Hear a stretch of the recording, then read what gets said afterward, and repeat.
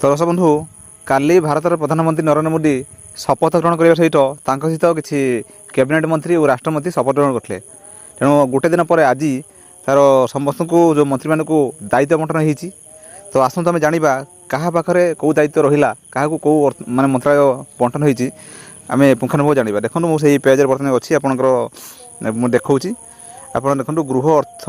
प्रतिरक्षा विदेश मंत्रालय विजेपी पाखे जानतु क्यों मंत्री को मिला क्यों दायित्व क्या मिला कौ मंत्रालय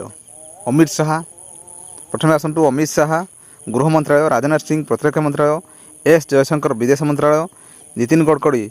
सड़क और परिवहन मंत्रालय अश्विनी वैष्णव सूचना और प्रसारण और रेल मंत्रालय भी अश्विनी वैष्णव पाखे अच्छी शिवराज सिंह चौहान कृषि मंत्रालय निर्मला सीतारामन अर्थ मंत्रालय मनोहरलाल खट्टर शक्ति सहरांचल विकास मंत्रालय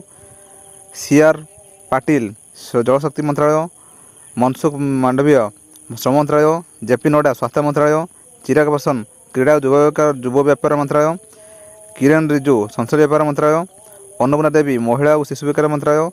राममोहन नायडू बेसामरिक विमान चलाचल मंत्रालय सर्बानंद सोनोवाल जहाज चलाचल मंत्रालय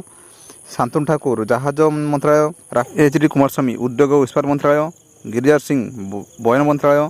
पीयूष गोयल वाणिज्य मंत्रालय ज्योतिरादित्य सिंधिया दूरसंचार मंत्रालय प्रहलाद जोशी खाउटी मंत्रालय गजानन सिंह शेखावत संस्कृति पर्यटन मंत्रालय अर्जुन राम मेघवाल आईन मंत्री श्रीपद नाइक शक्ति और सहरांचल विकास मंत्रालय श्रीपद नाइक शक्ति और सहरांचल मंत्रालय राष्ट्रमंत्री टुखान साहू नगर विकास मंत्रालय राष्ट्रमंत्री सुरेश गोपी संस्कृति पर्यटन मंत्री दर्शक ये तो आपको कहीगली आपंकर जो